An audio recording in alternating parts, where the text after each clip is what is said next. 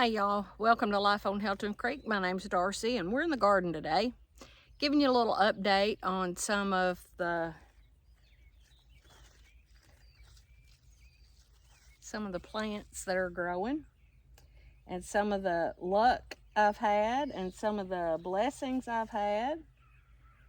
So these are my cucumbers. I'm trying to train them, and relatively successfully, to go up and over. I don't know about y'all, but digging under things is not my favorite thing to do. So up and over, and it'll be kind of, hopefully, a little easier to harvest. I don't have any ready yet, but I have blooms. You see in there? I have several blooming. So I'm just thrilled. I have tomatoes blooming. And I'll give you a tour of everything in just a few minutes. We have not had any rain much. We were all excited about a torrential downpour that was coming the other day, and I think we got an inch, and we got it fast and furious. So what I ask everybody to do today, on my Facebook page, my personal page, I ask everybody to go wash their cars and water their garden, and then it'll rain for sure. It always does. When you wash your car, you know it's going to rain. And when you water your garden, you just let it go and let it go and let it go, and just waiting and waiting and wait. Oh, it's going to rain, it's going to rain, it's going to rain. Then you finally break down and water it, and what's the first thing that happens? It floods your garden out. So if you live around me, if you know me, if you're my friend, go wash your car and go water your garden.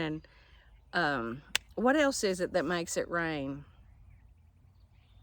Don't clean your gutters out.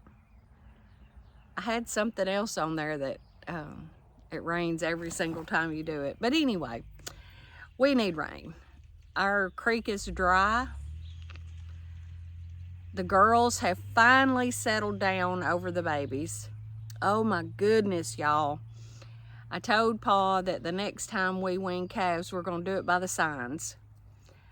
In the almanac, the signs said that the best days for weaning was the 11th and the 17th. And of course, we did it like on the 1st. They were, and we do fence line weaning, which is supposed to make it all a little less traumatic for everybody. But y'all, I'm telling you, they have mooed and cried and hung out down here. They have just now started to go back up on the hill a little bit and just not be right here at this fence the whole time. I know my neighbors have had a ball with it. We have some new neighbors that have moved in, and they are not from around here. And they did not know for 2 days what in the world was going on with the cows mooing and bawling and carrying on. So I had to let her know that we were weaning, and that was mamas and babies. And so she's learned a lot about farming just in the short time they've been here. We got finished with hay. Of course, he's already sold some and has fertilized for the next crop in the fall. And I've got some drone footage of that. I hope you guys are enjoying the drone footage. I'm really getting a kick out of learning it and just kind of in my head imagining the things that I can do with that drone. I think it's going to be fun. What else has been going on around here? I still have tomato plants I haven't planted. I still have sunflower seeds I hadn't planted. I'm going to get them though. And I think I've even decided I'm going to try to put some corn out. It'll be late, but that's okay. It stays hot here. We might have fresh corn for Thanksgiving. The way our weather has been crazy the last couple of years. I'm finally beginning to feel better after 2 months of just being, whew. It is a beautiful day here, y'all. Let me give you a tour of the garden real quick and show you all our tomatoes. Look at these. These are, I don't know. I get mixed up on which is which. I got a tag in here somewhere. Oh, here it is. These are Chef's Choice. So these will be an orangey, really, really meaty tomato. And you see all the blooms. Can you see that there? Really looking good and healthy and happy. And happy. These are Amish paste tomatoes, and they're not quite as far along as some of the others, but they're getting there. These are very similar to a Roma tomato, if you've ever grown those. They're really good for juice, canning. They're really good for salsa because they don't have a lot of water in them. They're super delicious.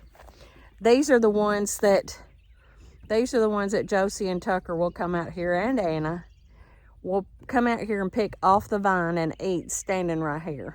So these are the Kellogg's breakfast tomatoes. These are actually these and the Chef's Choice are actually our most favorite tomatoes. These are yellow.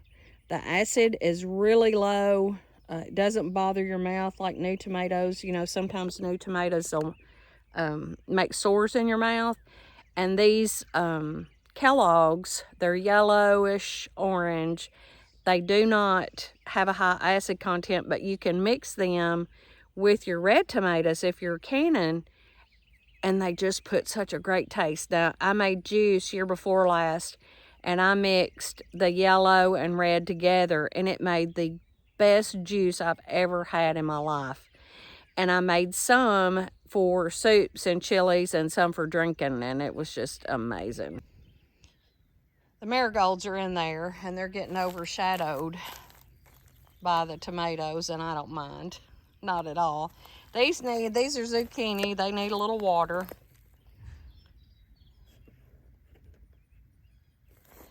They need a little drink. I'll give them one in a few minutes.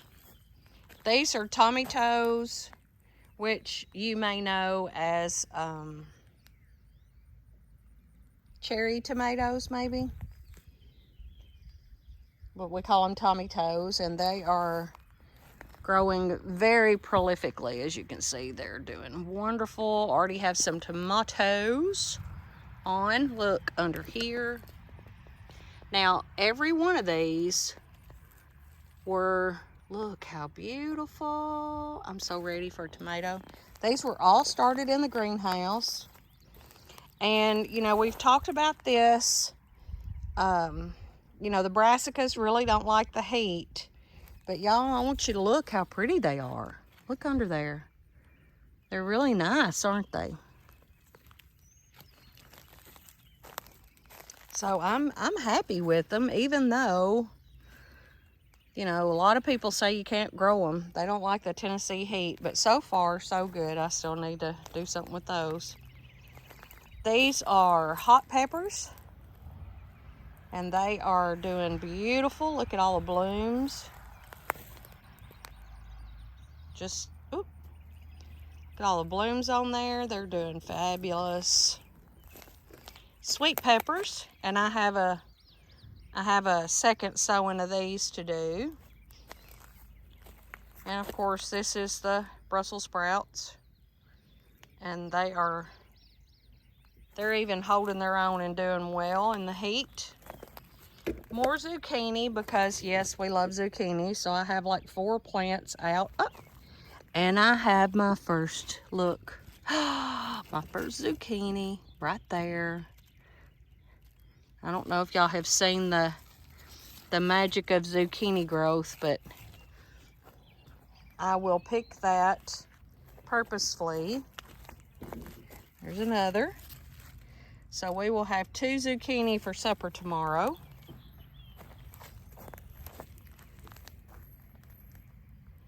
These are the cucumbers. More tomatoes. And I think these are, I don't know what tomatoes these are. Maybe they are a,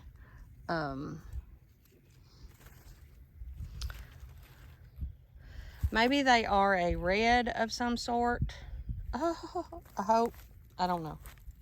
Isn't that terrible? My tag is gone. But these are pickling cucumbers here. I'm so proud of how they're growing up the vine. Now you may be curious. You know, I always tell you guys to try to use what you have. Well, these are flower stands that were here when we bought the farm. They were in the barn. And I have taken tobacco sticks and slid them through, and that's what I'm tying my tomatoes up with. I know it's crazy, but use what works, right? So these are all stood up nice and neat. You see the, and these are all stood up nice and neat.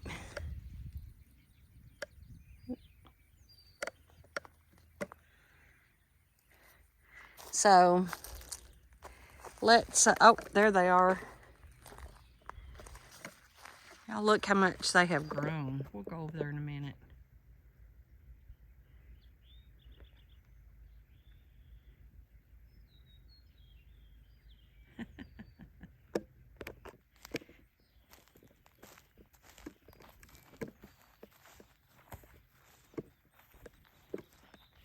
So here's a look at my garden. I'm very proud. I have put a lot of work into this, and I could do a whole lot more work. I have a lot more to go. And I would love to have about 3 more of these raised beds from Planter Box Direct that I showed you guys. They are amazing. I love them. And I love them because, number one, the aesthetic of them in the garden is just gorgeous. And they're, you know, you can get 21 different colors. I think the next ones I'm going to order a bright red. So I'll tell you, I love the raised beds. It is just so much easier on my back and my shoulders. Weed control is so much simpler. Which I haven't done it yet, and I need to after this next rain.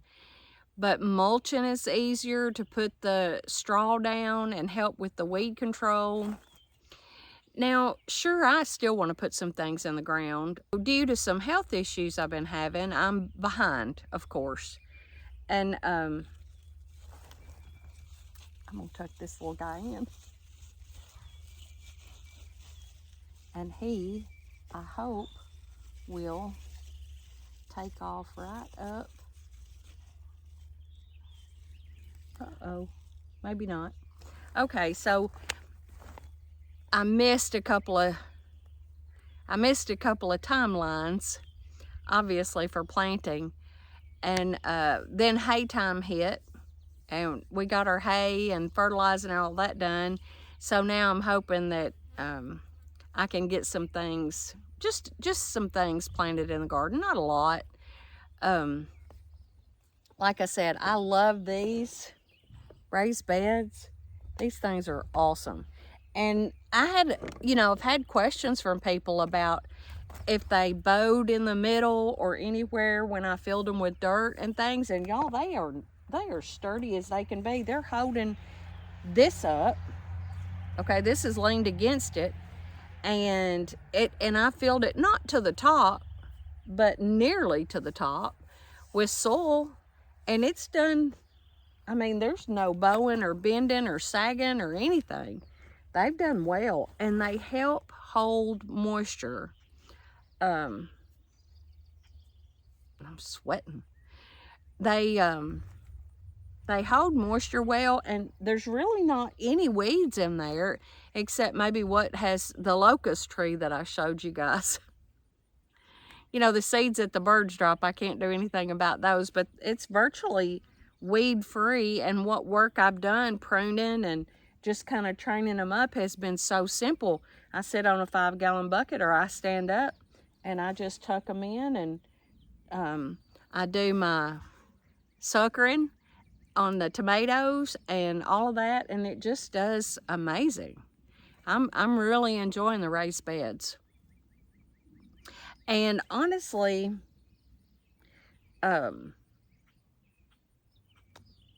so I would love to have some more of these raised beds from Planter Box Direct. And I think I'm probably going to order some for next year. They have such cool designs where you can put them in a horseshoe, or you can stack them. Like there's one here, and then the next one is here up behind it. So, which would be beautiful with flowers in it. So yeah, I have plans. I want some more. Thanks so much for joining us today at Life on Helton Creek, y'all. If you're so inclined, please subscribe. If you have any suggestions or questions, drop us a line. Email address is down below, or drop us a comment. Either way is fine. If there's anything we can do for you, please don't hesitate to ask. And y'all remember, you're never alone. Thanks, y'all.